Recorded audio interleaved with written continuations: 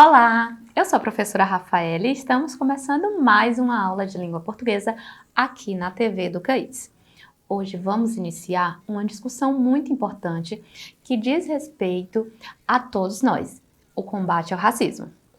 No Brasil, o dia 13 de maio é considerado o Dia Nacional de Denúncia contra o Racismo, uma data dedicada a conscientizar, denunciar e combater todas as formas de discriminação racial em nossa sociedade.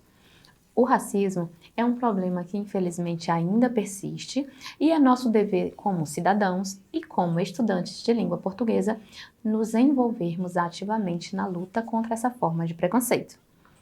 O Dia Nacional de Denúncia contra o Racismo nos lembra de que a luta pela igualdade racial é uma responsabilidade de todos nós. Como estudantes de língua portuguesa, temos o poder de utilizar a nossa voz e a nossa escrita para promover mudanças positivas em nossa sociedade. Os objetivos desta aula são reconhecer expressões de cunho racista na linguagem cotidiana, destacando como tais expressões podem ser prejudiciais e perpetuar estereótipos e discriminação. O objetivo desta aula não é apenas discutir teorias ou conceitos abstratos, mas sim refletir sobre como a linguagem pode ser uma ferramenta poderosa no combate ao racismo. Vamos explorar textos, discutir ideias e, acima de tudo, promover uma cultura de respeito, inclusão e igualdade. O período de escravidão no Brasil foi marcado pela exploração e coerção de milhões de africanos trazidos para o país entre os séculos XVI e XIX, para trabalhar principalmente nas plantações de cana-de-açúcar, café e outras atividades. Essa prática desumana persistiu por mais de 300 anos, com os povos escravizados sofrendo abusos físicos, emocionais e privações de liberdade. A Lei Áurea, assinada em 13 de maio de 1888 pela princesa Isabel, marcou o fim oficial da escravidão no Brasil. Ela decretava a libertação de todas as pessoas escravizadas do país e afirmava que todos seriam considerados livres. No entanto, a abolição não foi acompanhada de medidas efetivas para a integração social e econômica dessas pessoas, levando muitos deles a condições de pobreza e marginalização. As consequências da escravidão para os povos negros foram profundas e duradouras, especialmente no que diz respeito ao racismo. A escravidão não apenas segregou e oprimiu os africanos e seus descendentes, mas também estabeleceu um sistema de hierarquia racial que persiste até os dias de hoje. E eu listei aqui algumas dessas consequências. O racismo estrutural. A escravidão estabeleceu uma estrutura de desigualdade racial na sociedade brasileira, onde pessoas negras foram historicamente marginalizadas e privadas de oportunidades socioeconômicas. Essa estrutura é refletida em diferenças de renda, educação, saúde e acesso a recursos entre pessoas brancas e negras. Estigmatização e discriminação. Os estereótipos negativos associados aos povos negros foram perpetuados ao longo dos séculos, alimentando a discriminação racial em várias esferas da vida, incluindo emprego, moradia, saúde e justiça. O preconceito racial continua a ser uma realidade vivida no Brasil. Violência e policiamento discriminatório. A população negra é desproporcionalmente afetada pela violência policial e pelo sistema de justiça criminal. Pessoas negras enfrentam maior probabilidade de serem alvo de abordagens violentas, prisões arbitrárias e tratamento desigual perante a lei. Segundo o Anuário Brasileiro de Segurança Pública, produzido pelo Fórum Brasileiro de Segurança Pública, o Brasil registrou, em 2022, 47.508 mortes violentas intencionais. Em relação ao perfil étnico-racial das vítimas, 76% dos mortos eram considerados negros. O documento diz que os negros são o principal grupo vitimizado pela violência, independente da ocorrência registrada, e chegam a 83% das vítimas de intervenções policiais. Representatividade e cultura. A escravidão também teve um impacto na representação e valorização da cultura negra. A contribuição dos povos africanos para a cultura brasileira muitas vezes foi minimizada ou estereotipada, enquanto a cultura branca foi privilegiada e valorizada. Autoimagem e identidade. A escravidão e a discriminação racial ao longo da história contribuíram para a internalização de ideias negativas sobre a identidade e a autoimagem dos negros no Brasil. Isso pode afetar tanto a autoestima quanto o senso de pertencimento da comunidade negra. Essas consequências evidenciam como a escravidão deixou um legado profundo de desigualdade e injustiça racial no Brasil, destacando a importância contínua da luta contra o racismo e pela promoção da igualdade racial. O Dia Nacional de Denúncia contra o Racismo foi estabelecido como uma iniciativa para conscientizar e combater o racismo no Brasil. Sua criação foi motivada pela necessidade de ampliar a conscientização sobre o problema do racismo e incentivar as pessoas a denunciarem casos de discriminação racial. A data, celebrada em 13 de maio, marca a assinatura da Lei Áurea em 1888, que oficialmente aboliu a escravidão no Brasil. No entanto, apesar do fim da escravidão, o racismo persistiu na sociedade brasileira em diversas formas, impactando negativamente a vida de milhões de pessoas negras. O Dia Nacional de Denúncia contra o Racismo serve como um lembrete da importância de continuar lutando contra o racismo em todas as suas manifestações.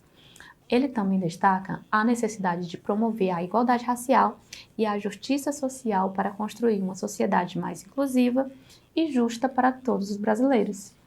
O objetivo é criar uma cultura de repúdio ao racismo e estimular ações concretas para combatê-lo em todas as esferas da sociedade brasileira. Como falei no início desta aula, nós, enquanto estudantes de língua portuguesa, temos o poder de utilizar a nossa voz e a nossa escrita para promover mudanças positivas na sociedade. E a linguagem pode ser uma ferramenta poderosa no combate ao racismo. As palavras que usamos refletem profundamente a história e a cultura de uma sociedade. Há algumas expressões que são empregadas sem questionamento e revelam o quanto a opressão e o preconceito estão enraizados na visão de mundo das pessoas. Essas expressões, aparentemente inofensivas, às vezes ditas em tons de brincadeiras ou supostos elogios, na verdade perpetuam estereótipos e reforçam padrões discriminatórios. É crucial conhecermos essas palavras e expressões para podermos compreender a carga histórica de discriminação e desigualdade que elas carregam, além do impacto negativo que elas podem causar. Então vamos conhecê-las. Escravo. As palavras escrava e escravo têm origem latina e seu uso pode sugerir que a pessoa nasceu sem liberdade, ignorando o fato de que pessoas africanas foram trazidas ao Brasil e forçadas a trabalharem. Escravizado ou escravizada é a alternativa mais apropriada para descrever essa condição. Feito nas coxas. A expressão feito nas coxas é usada para indicar algo feito de maneira apressada e descuidada. Não se sabe exatamente quando a expressão entrou para o nosso vocabulário, mas a versão da origem mais popular é a de que o termo viria do possível hábito dos escravos moldarem telhas em suas coxas. Como eles tinham corpos de diferentes formatos, as telhas acabavam não se encaixando corretamente e por isso estariam mal feitas. Galinha de macumba. A expressão galinha de macumba é ofensiva. Ela compara pessoas negras a animais e associa práticas religiosas afro-brasileiras a coisas ruins. Humor negro. A expressão humor negro associa elementos mórbidos ou ilícitos à pessoa negra, o que é preconceituoso. Pode ser substituída por humor ácido, para evitar esse estereótipo. Nhaca. A expressão nhaca se origina de Moçambique e faz referência a uma ilha na Baía de Maputo, além de ser usada para designar líderes moçambicanos. No Brasil, no entanto, essa palavra tem sido associada a odores corporais ruins, o que é um uso preconceituoso e racista. Substituir essa palavra por termos como mau cheiro ou odor ruim é uma alternativa mais respeitosa e inclusiva. Inveja branca. A inveja é um pecado reconhecido no cristianismo, representando a cobiça pelos atributos de outra pessoa. No entanto, a expressão inveja branca tenta suavizar esse pecado, insinuando que é aceitável ou elogiável. O termo estimula uma ideia racista ao associar uma coisa ruim à pessoa negra. Substituir inveja branca por inveja boa é uma alternativa mais adequada. Lista negra. A expressão lista negra é usada para agrupar coisas ruins ou proibidas. Ela associa injustamente a pessoa negra a coisas socialmente inaceitáveis. Magia negra. A expressão magia negra associa de forma pejorativa rituais e práticas religiosas a coisas ruins, reforçando preconceitos, além de associar também a palavra negra a coisas que devem ser evitadas. Meia tigela. As expressões meia tigela e de meia tigela denotam algo de qualidade inferior e suas origens estão ligadas a memórias da escravidão, em que a refeição dos escravizados era reduzida a meia tigela se o trabalho deles fosse considerado ineficiente. Para evitar possíveis conotações negativas, elas podem ser substituídas por palavras como insatisfatório, inadequado ou ruim. Mercado negro. A expressão mercado negro é comumente usada para se referir a atividades comerciais ilícitas, usando a palavra negro para ressaltar a ilegalidade. Pode ser substituída pela expressão mercado ilegal. Mulata tipo exportação. Essa expressão é uma tentativa de elogio à beleza de uma mulher negra. A expressão trata a mulher como um produto e reforça a sexualização de mulheres negras, portanto, deve ser evitada. Ao utilizar essas expressões, perpetuamos e reforçamos estereótipos, contribuindo para a manutenção do preconceito e da discriminação. É fundamental reconhecer o impacto prejudicial das expressões racistas e assumir a responsabilidade de promover um discurso respeitoso, inclusivo e antirracista em todas as esferas da vida.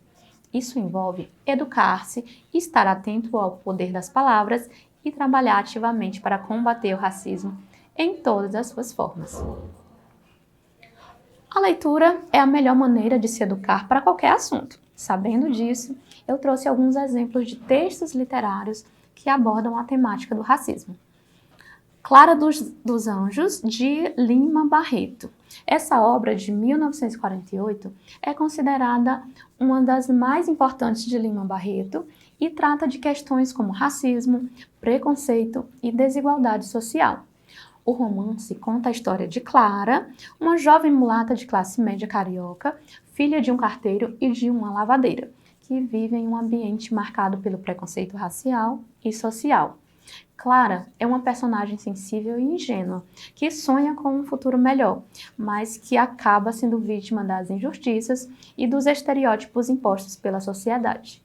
Lima Barreto utiliza a história de Clara para explorar as complexidades das relações raciais no Brasil no início do século XX, destacando as barreiras impostas pelo racismo e pela discriminação, assim como as limitações enfrentadas pelas mulheres negras na sociedade da época. Olhos d'Água, de Conceição Evaristo.